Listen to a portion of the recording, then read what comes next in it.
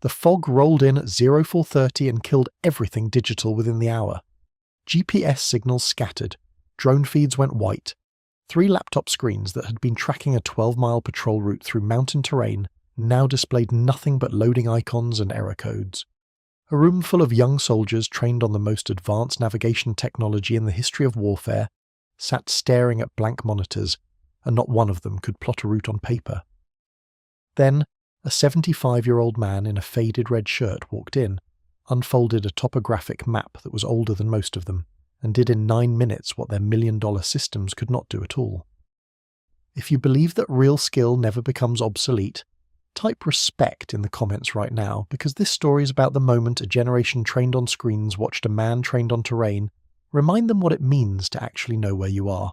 The exercise was called Operation Ridgeback, and it was a joint training event held every autumn at a sprawling military reservation in the Blue Ridge Mountains of western North Carolina. The reservation covered over 60,000 acres of some of the most challenging terrain on the eastern seaboard. Steep ridge lines with elevation changes of over 2,000 feet, dense hardwood forests that blocked satellite signals in the best conditions, creek valleys that funneled weather systems into unpredictable pockets of fog and rain, and rocky outcroppings that created dead zones for radio communication. The exercise was designed to test the coordination and navigation capabilities of mixed units, active duty, reserve, and National Guard, operating in degraded conditions. Degraded conditions meant limited communications, restricted air support, and simulated electronic warfare environments where GPS could be jammed or spoofed without warning. It was, by all accounts, one of the more demanding training events available to units east of the Mississippi, and it attracted serious participants who wanted to test themselves against something harder than a classroom simulation. The exercise commander was Lieutenant Colonel Diane Whitfield, a 44-year-old career officer with a sharp mind, an even sharper tongue, and the kind of command presence that made rooms go quiet when she entered them. She had designed this year's iteration of Ridgeback with a specific focus on what she called technology dependence failure, the moment when every screen goes dark and soldiers have to fall back on fundamental skills. She had seen too many after-action reports from real-world deployments where units lost effectiveness the instant their digital systems went down. She wanted to break that pattern, or at least expose it so clearly that no one could pretend it didn't exist. The Navigation Operations Center, the NOC, was a large canvas tent erected on a flat clearing near the base of the primary ridgeline. Inside it were 6 folding tables arranged in a U shape, each one supporting a ruggedized laptop, a portable communications relay, and a charging station for the small reconnaissance drones that had become the backbone of modern patrol route planning.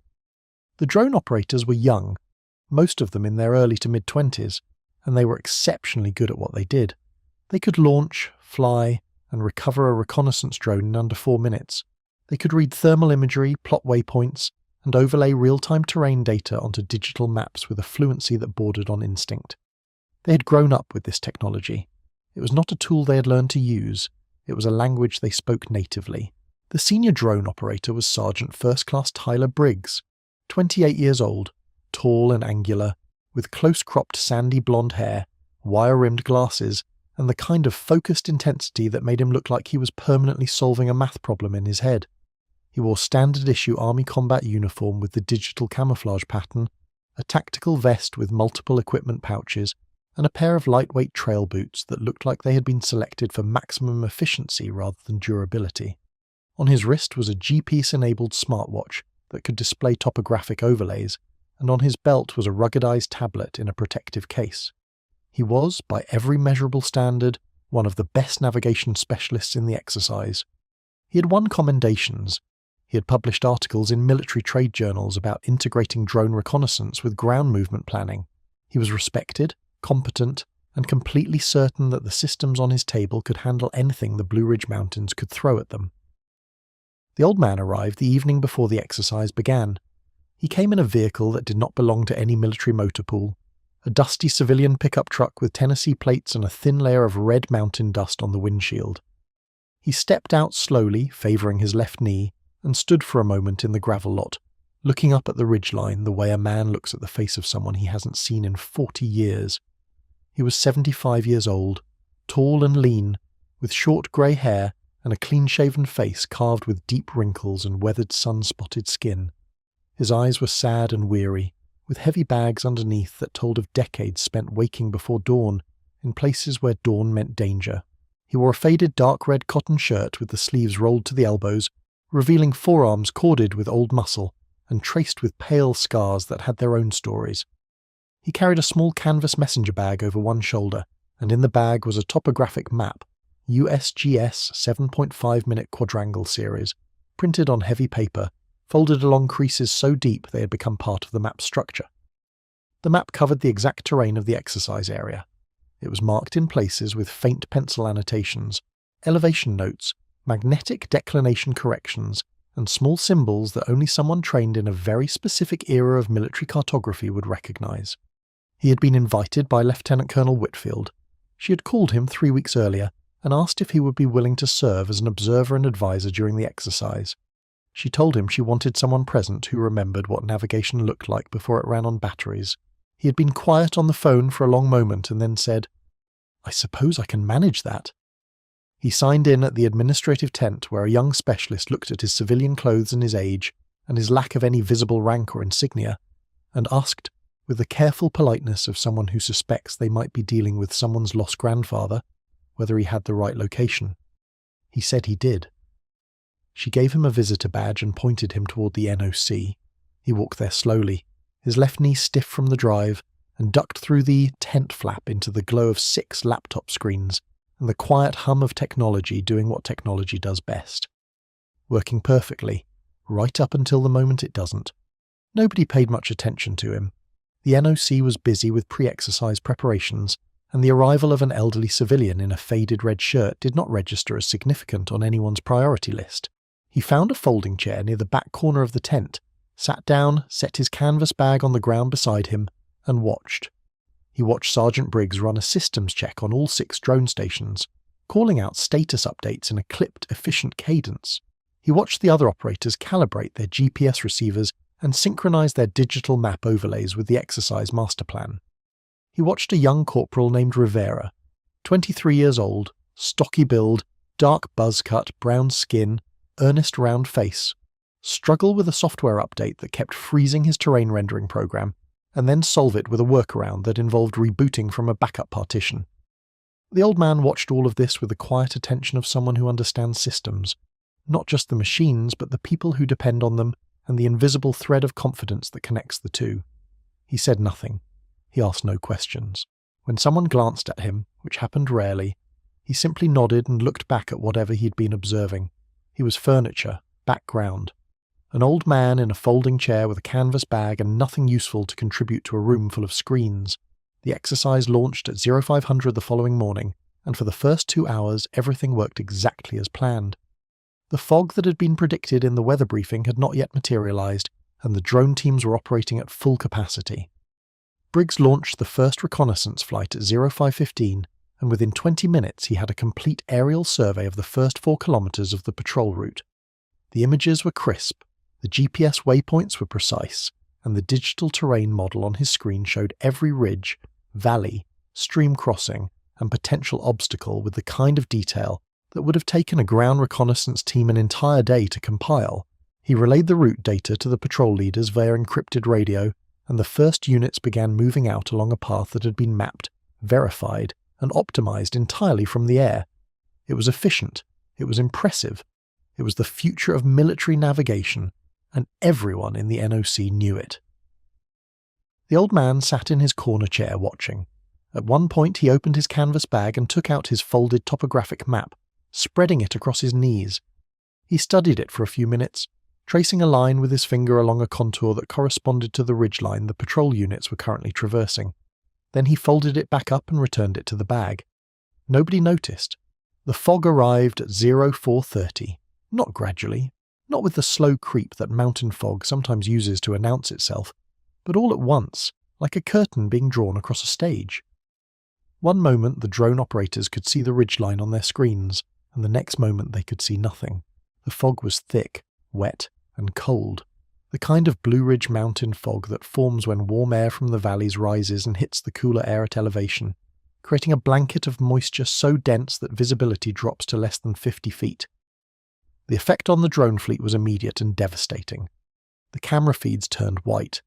The thermal imaging, which should have been less affected, was degraded by the moisture content in the air to the point where it could not reliably distinguish terrain features from fog artifacts. Briggs called for an altitude increase, hoping to get above the fog layer, but the ceiling was too low. The drones climbed into the soup and found no clear air above it. He ordered them back down to avoid disorientation and potential crashes. Within 15 minutes, all 6 drones were grounded. They sat on their launch pads like expensive mechanical birds with clipped wings, perfectly functional and completely useless. But the drones were only the beginning. The GPS relay, a portable unit mounted on a telescoping mast outside the NOC, began dropping signal. The fog, combined with the terrain features of the valley they were operating in, created a multipath effect that scattered the satellite signals and introduced positioning errors of up to 300 meters. For a system that was supposed to be accurate to within 3 meters, this was catastrophic. The digital maps on the operators' screens began showing patrol units in locations that didn't match their radio-reported positions. Briggs ran a diagnostic and found that the relay was cycling between 3 and 5 satellites instead of the minimum 8 needed for reliable positioning. He switched to the backup relay. It showed the same errors. He tried to connect to a military-grade GPS augmentation network, but the encrypted link required a bandwidth that the degraded communications environment could not support. In the space of 45 minutes, the NOC had gone from a state-of-the-art digital command center to a room full of glowing screens displaying information that could not be trusted. The patrol units were out there on the mountain, moving through fog, following a route that had been plotted on systems that were now compromised, and the people responsible for guiding them could not tell, with any confidence, where they were or where they were going.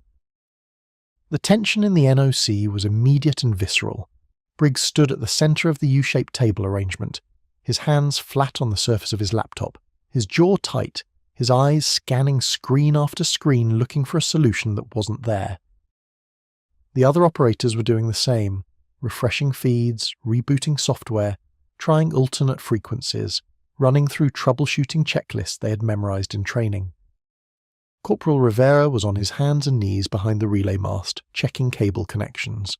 A young specialist named Kowalski, 24, pale, red-haired, freckled, nervous energy, was cycling through backup satellite channels so fast that his fingers were almost blurring on the keyboard. Everyone was doing something. Everyone was moving, and nothing was working. Lieutenant Colonel Whitfield entered the NOC at 0545. She stood in the entrance for a moment, reading the room the way experienced commanders do, not listening to what people were saying, but watching how they were moving. She saw the urgency, she saw the frustration, she saw 6 operators trained to fly drones and read screens, working desperately to fix a problem that existed in a domain they had never been trained to operate without. She walked to Briggs. "Status," she said. "Ma'am, GPS relay is degraded. Positioning errors of up to 300 meters. All drone assets are grounded due to fog. We're trying to re-establish a clean satellite link, but the atmospheric conditions and terrain are working against us. I estimate we need 45 minutes to an hour to find a workaround." "The patrol units are at the phase line in 30 minutes, Whitfield said. "If they don't receive an updated route by then, they'll be moving blind into terrain they haven't reconned." "I understand, ma'am. We're working on it. Work faster."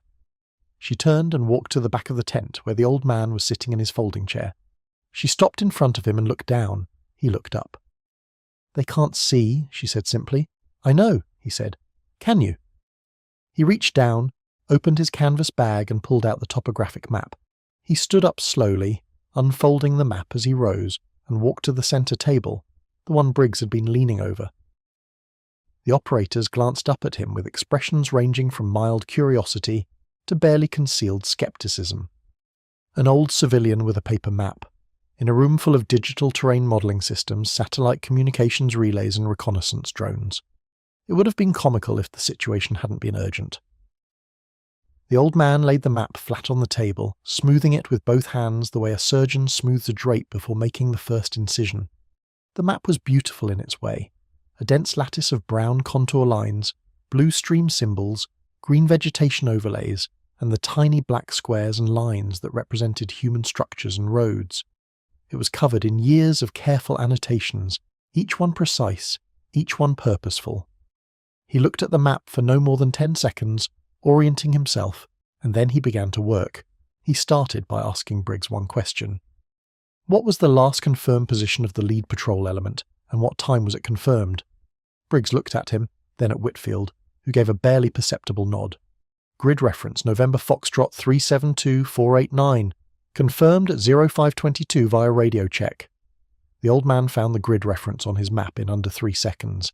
He marked it with a small pencil dot. Then he did something that none of the operators in the room had ever been trained to do, and most of them had never seen done. He read the terrain, not the digital representation of the terrain, not the satellite-enhanced, GPS-corrected, algorithmically smoothed version of the terrain. The actual terrain, as it was encoded in the contour lines on the paper in front of him. He traced the 5-meter contour intervals with his finger, reading the slope gradients the way a musician reads a score. He identified the ridgeline the patrol was traversing by the pattern of concentric lines. Tight spacing on the northern face indicating a steep drop, wider spacing on the southern face indicating a more gradual slope. He found the saddle point where the ridge dipped between 2 peaks, and he calculated the distance from the last confirmed position to that saddle by counting grid squares and applying the map's scale. He checked the magnetic declination, the difference between true north and magnetic north, using a pencil notation he'd written in the map's margin years ago, and then he corrected it with a mental calculation that accounted for the annual drift rate. He identified 2 stream crossings along the projected route by reading the V-shaped contour patterns that indicate water drainage, and he noted that the second crossing was in a narrow gorge, where the contour lines were so close together they almost merged, a terrain feature that would slow the patrol and potentially require a bypass route. All of this took him less than 4 minutes. Then he picked up a pencil and began to draw. He plotted the patrol route from the last confirmed position to the objective, following the ridgeline where the terrain was manageable and diverting to the southern slope where the grade became too steep.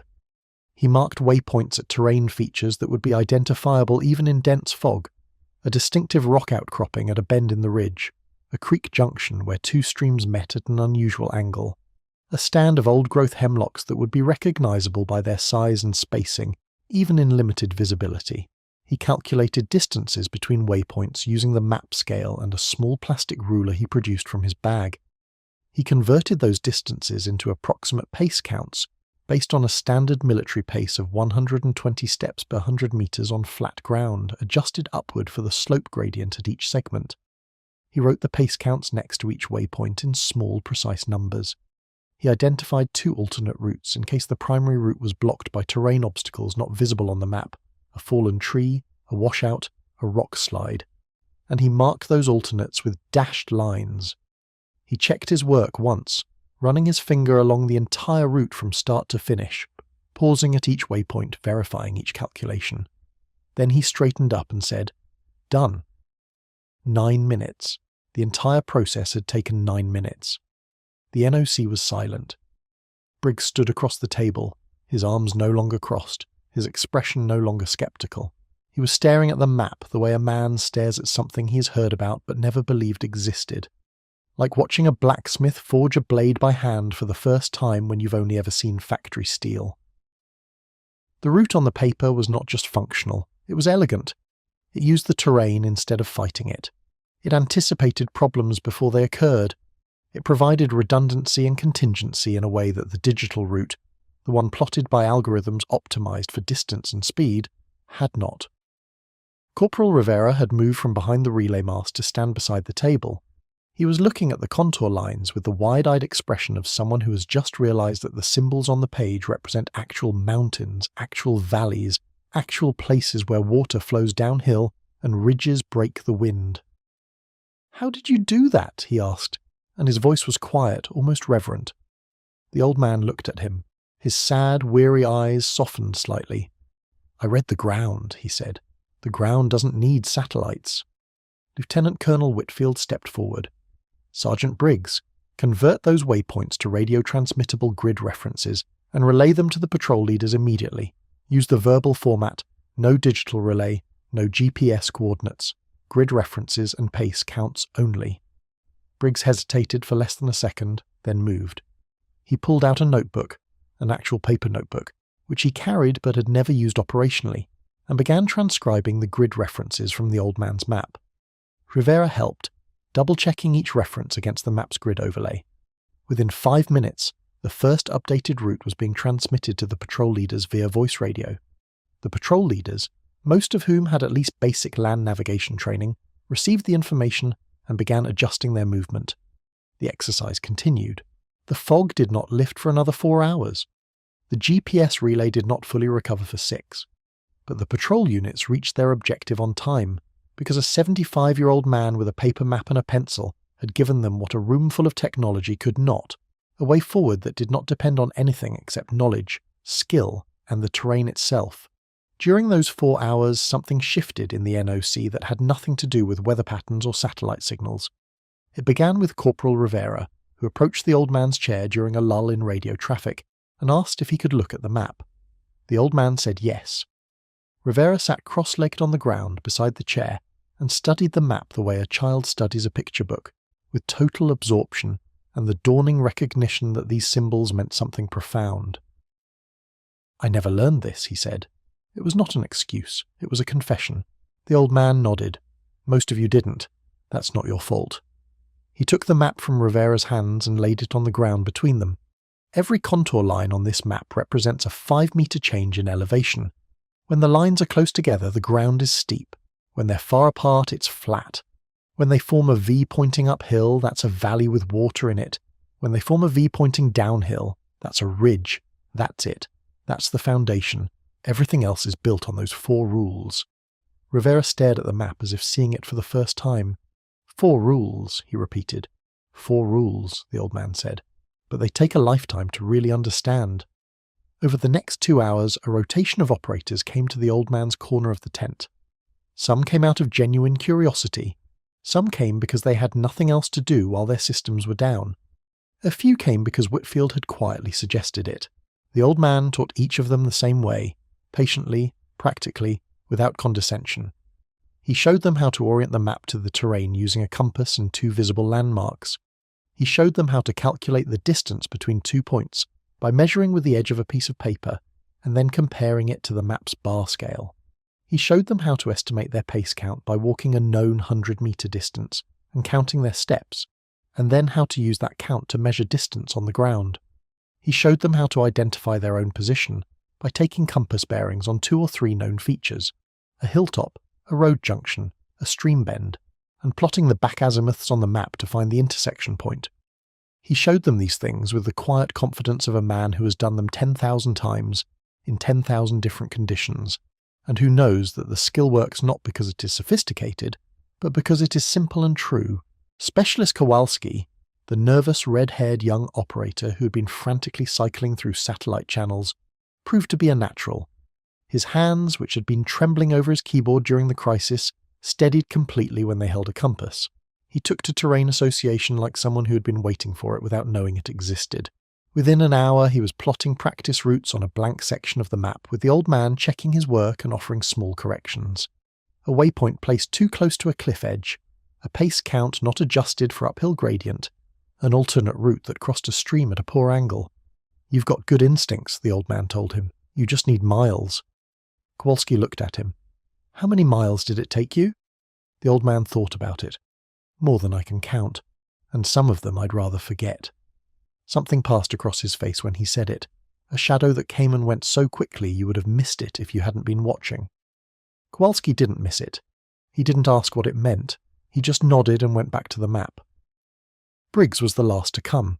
He waited until the other operators had finished, until the tent was quieter, until the fog outside was beginning to thin into a silver-grey haze that promised eventual sunlight. He walked to the old man's corner and stood there for a moment without speaking. The old man looked up at him and waited. Briggs was holding his ruggedized tablet in one hand. He set it down on the empty chair next to the old man and said, "I owe you an apology." The old man shook his head. "No, you don't. When you walked in here with that map, I thought—" "I know what you thought," the old man said, and there was no judgment in his voice. "You thought the same thing I would have thought at your age if someone had walked into my operations centre with a piece of equipment from my grandfather's era. You thought it was obsolete." "It's not," Briggs said. "No," the old man agreed, "it's not. But your systems aren't either. The drones, the GPS, the digital terrain modelling. Those are extraordinary tools. They do things in minutes that took us days. The mistake isn't using them. The mistake is using only them." He tapped the folded map on his knee. "This is not a replacement for what you have. It's a foundation. It's the thing underneath. When the screens go dark, and they will go dark, because that's what screens do eventually, this is what catches you." Briggs was quiet for a long time. Then he sat down in the chair where his tablet had been, leaned forward with his elbows on his knees and said, "Will you teach me?" The old man studied him. He saw something in Briggs's face that he recognized. Not just the willingness to learn, but the harder thing, the willingness to admit that the thing you were best at in the world was not enough. "Get a pencil," the old man said. Briggs reached into his vest pocket and found one. The old man unfolded the map between them. The fog lifted at approximately 1000 hours. The sunlight that followed was the particular golden quality of autumn in the Blue Ridge, warm but with an edge, illuminating the red and orange canopy in a way that made the mountains look like they were on fire from the inside. The drone operators relaunched their aircraft. The GPS relay locked onto a full constellation of satellites, and the screens in the NOC bloomed back to life with the crisp, confident authority of technology operating at peak performance. Everything worked again. But the NOC did not return to the way it had been before the fog. Something had been added to it, or perhaps something had been uncovered that was always there, buried under layers of silicon and software and the assumption that newer always means better. Every operator in the tent now had a paper map. Some of them had printed new ones from the digital files. Others had borrowed topographic sheets from the exercise supply point. Kowalski had taped his to the wall beside his monitor and was cross-referencing his drone imagery with the contour lines, teaching himself to see the connection between the bird's-eye digital world and the pencil and paper world that had kept men alive for generations before the first satellite ever reached orbit. Rivera had started a notebook, a small green field notebook, military issue, and was filling it with terrain reading exercises the old man had assigned him. Even Briggs had changed. His tablet was back on his belt and his laptop was open and running, but beside it on the table, weighted down with a compass, was a copy of the topographic map with his own tentative pencil annotations. He was learning a new language, or rather he was learning an old language that he was beginning to understand had never stopped being spoken by the terrain itself. Lieutenant Colonel Whitfield called the after-action review for 1400 hours. The full group assembled in the briefing tent. Patrol leaders, drone operators, communication specialists, logistics staff, and a handful of observers from other units who had heard, through the rapid and reliable communication network of military gossip, that something unusual had happened in the NOC during the fog. Whitfield stood at the front of the tent with a projector screen behind her, but she did not turn on the projector.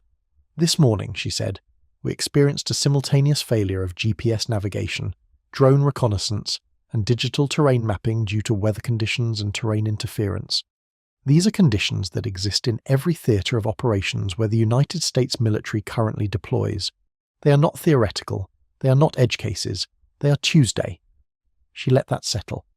When those systems failed, this operations centre, staffed by some of the best-trained navigation specialists in this exercise, was unable to provide route guidance to patrol units operating in the field. We had the equipment, we had the personnel, we had the training, and we could not execute the mission.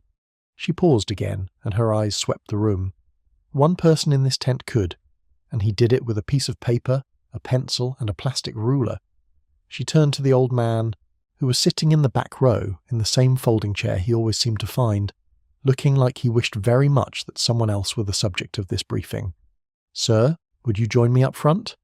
The old man hesitated. He looked at Whitfield and something passed between them. A silent negotiation between a man who did not seek recognition and a commander who understood that sometimes recognition is not about the individual but about the lesson. He stood up slowly and walked to the front of the tent. He stood next to Whitfield, his hands in his pockets, his faded dark red cotton shirt a stark contrast to every uniform in the room. He looked out at the faces, young faces most of them, watching him with a mixture of curiosity and the specific kind of attention that soldiers give when they sense they're about to learn something that matters. Whitfield spoke again. "For those of you who don't know, this man served as a forward observer with the United States Army's Field Artillery Branch for 22 years, including 2 tours in Vietnam, 1 in Panama, and a deployment to the First Gulf War. A forward observer's job is to be in the right place at the right time and to know, with absolute precision, where that place is on a map so that fire support can be directed accurately and friendly forces can be protected. In his era, there was no GPS. There were no drones. There was a compass, a map, a radio, and whatever the terrain gave you. Getting the coordinates wrong by even 100 meters could mean the difference between destroying an enemy position and killing your own men. She paused. He never got them wrong. Not once in 22 years of service. Not in jungle, not in mountains, not in desert, not in conditions worse than anything we saw this morning. The room was completely still. Briggs sat in the second row, his face expressionless, but his eyes locked on the old man with an intensity that had nothing to do with skepticism and everything to do with the recognition of mastery. Rivera had his green notebook open on his knee. Kowalski was sitting perfectly still, his usual nervous energy completely absent. The old man cleared his throat. He was not comfortable here. That much was obvious. He was a man built for hillsides and observation posts, not briefing tents and group attention. But he spoke anyway, because Whitfield had asked him to, and because he understood, perhaps better than anyone in the room, that the lesson mattered more than his comfort. "I'm not going to tell you that technology is bad," he said. His voice was quiet and people in the back leaned forward to hear. "What you have, the drones, the satellites, the digital maps, those are gifts. They save lives. They make you faster, more accurate, more capable than we ever were. I would have given anything to have what's on that table over there when I was lying on my stomach in a rice paddy, trying to call in fire coordinates while someone was shooting at me." A few small, uncomfortable laughs. The old man did not smile. But gifts can become crutches, and when the crutch breaks, you need legs. That's all a paper map is. It's legs. It's the ability to look at a piece of terrain and understand it without anything between you and the ground except your own eyes and your own training. He looked at Briggs. "Your sergeant did everything right this morning. His systems failed due to conditions beyond his control, and he was working to restore them as fast as possible. That's good soldiering.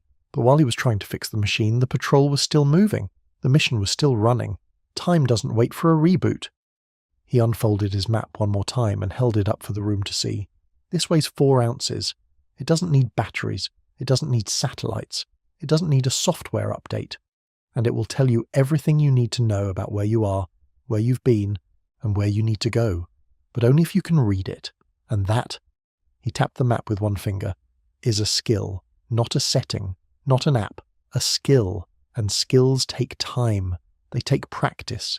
They take someone willing to sit down with you and show you how the lines on the paper connect to the dirt under your boots." He folded the map and slid it back into his canvas bag. "That's all I have." The silence lasted 3 full seconds. Then Briggs stood up. He didn't clap. He didn't make a speech.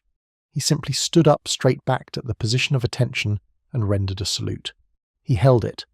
Corporal Rivera stood next. Then Kowalski. Then the soldier beside him, and the one beside her, and then it moved through the room like a wave. Every uniformed person in the tent rising to their feet and saluting a 75-year-old man in a faded red shirt who was holding a canvas bag with a paper map inside. The old man stood very still. His jaw tightened. His sad, weary eyes glistened in the light that filtered through the tent canvas.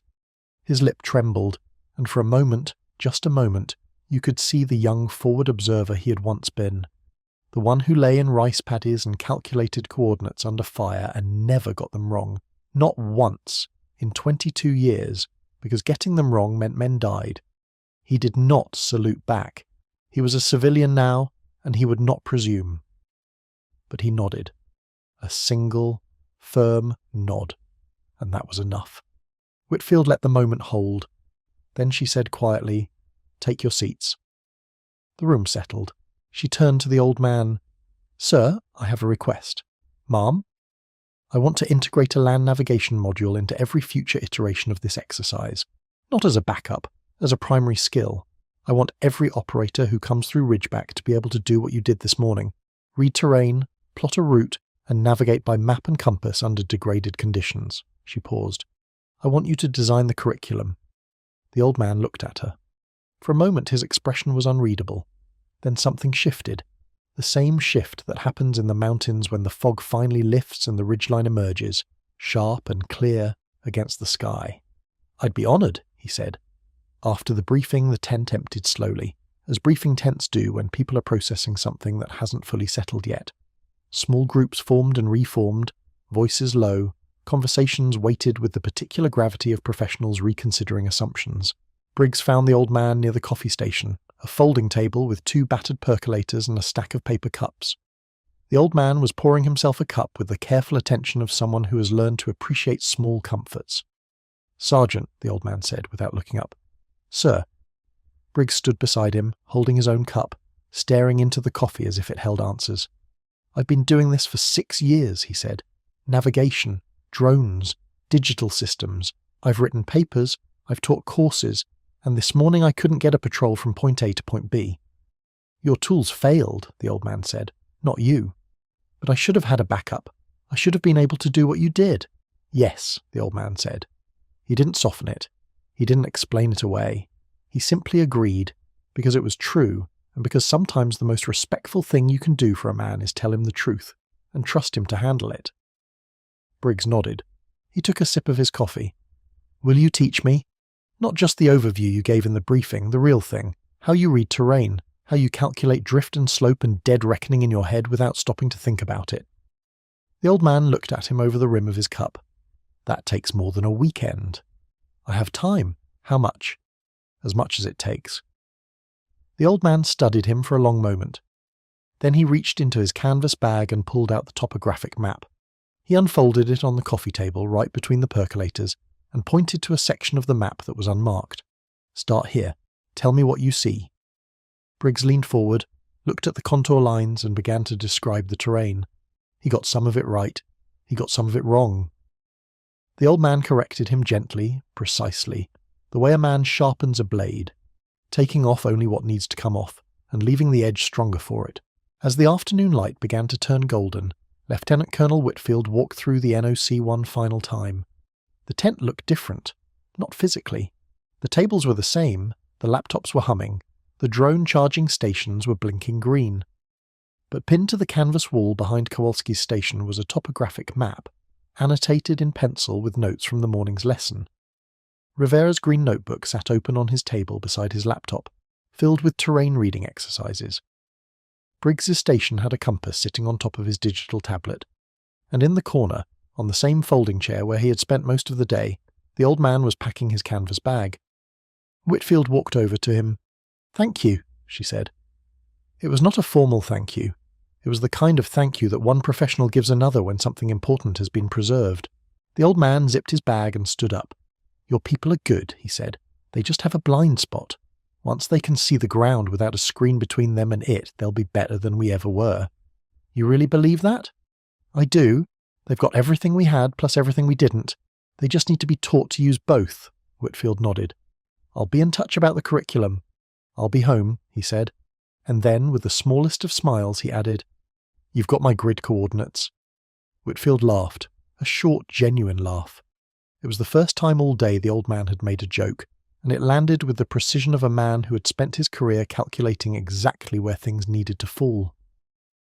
He shook her hand, ducked out of the tent and walked across the gravel lot to his dusty pickup truck. The sun was sitting on top of the western ridge, turning the sky into bands of orange and gold and deep mountain blue. The old man opened the door of his truck and set his canvas bag on the passenger seat. He stood there for a moment, one hand on the door, looking up at the ridgeline. The fog was completely gone now. The mountains stood sharp and clear against the sky, every ridge and valley and contour visible in the fading light. He could read them. He could always read them. The lines on the paper and the shapes on the horizon were the same language, and he had spent a lifetime learning to speak it. He thought about the young operators in the tent, Briggs with his intensity, Rivera with his earnestness, Kowalski with his unexpected natural talent. He thought about the maps they would learn to read, the routes they would learn to plot, the terrain they would learn to see instead of just scan. He thought about the morning's fog, and how it had taken away everything digital and left only the fundamental. And he thought about all the other mornings, in other places, in other fog, the kind of fog that wasn't weather but war, where a map and a compass and a steady hand were the only thing standing between men and a set of coordinates that had to be right. He climbed into the truck, started the engine, and pulled out of the gravel lot. The dust from his tires caught the last of the sunlight and hung in the air like something suspended between the past and the present. Inside the NOC, Kowalski was still at his station. His laptop was open, his drone footage from the afternoon was playing on screen, and beside it, spread flat and weighted with a compass, was his topographic map. He was looking back and forth between the two, the digital and the analog, the new and the old, and slowly, carefully, learning to see the same world in both. He picked up his pencil, found a contour line, and began to trace it. Outside, the mountains settled into darkness, the way mountains do, patient, permanent, and utterly indifferent to the technology of the men who tried to navigate them. They had been there before the satellites. They would be there after. And the lines on the paper, the beautiful, precise, hand-drawn lines that showed every ridge and valley and stream, those would be there too. Because some things don't need batteries. They just need someone who can read them. If this story reminded you that the most reliable technology is the one between your ears, subscribe to this channel and share it with someone who needs to hear it. Because in a world that worships the latest upgrade, we should never forget the people who proved what works when the screens go dark.